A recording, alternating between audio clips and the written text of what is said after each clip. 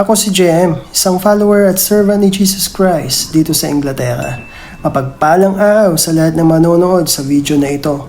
Sa araw na ito, nais kong ibahagi sa mga taong pwedeng makakita sa likod ng aking bag na may nakasulat na Jesus is the way. Ito ay ang aking simpleng paraan upang ipaalam kung sino si Jesus sa mga taong makakabasa nito.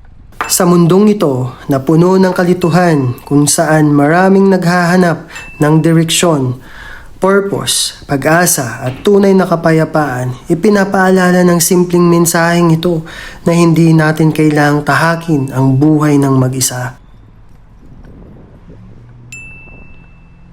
Pansinin ninyo, hindi sinabi ni Jesus na ituturo ko sa inyo ang daan. Ang sinabi niya ay, ako ang daan. Kapag magulo ang buhay, si Jesus ang daan. Kapag puno ng takot at pag-aalala ang isip mo, si Jesus ang daan. Kapag wasak ang puso mo, si Jesus ang daan. Kapag hindi mo alam kung anong desisyon ang tama, si Jesus ang daan. Kapag hinahanap mo ang tunay na purpose ng buhay, si Jesus ang daan. Kapag pakiramdam mo ay napakalayo mo na sa Diyos at iniisip mong hindi ka na niya mapapatawad, si Jesus ang daan.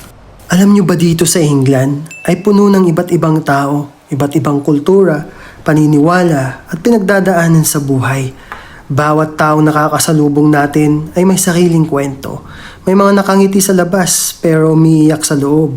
May mga matagumpay sa paningin ng tao, ngunit pakiramdam nila ay may kulang pa rin. At may mga dinadalang mabibigat na pasanin na walang ibang nakakaalam. Tapos na ang aking trabaho at pauwi na ako sa bahay. Tulad kanina, bitbit ko pa rin ang whiteboard na nasa likod ng bag ko na may nakasulat na Jesus is the way. Kung nakarating ka sa parte ng video na ito, alam mo ba na hindi aksidente na napanood mo ito ngayon?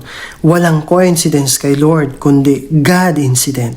Ang simpleng mensaheng nakasulat sa whiteboard na ito ang eksaktong paalala na kailangan nilang makita. At maaaring ikaw na nanonood ng video na ito ay naghahanap ng tamang direksyon sa iyong buhay. Dalangin ko na ang simpleng mensaheng ito ay hindi lang mabasa ng iyong mga mata, kundi tumimo rin sa iyong puso at ituro ka kay Jesus. Sa pagtatapos ng video na ito, si Jesus pa rin ang daan.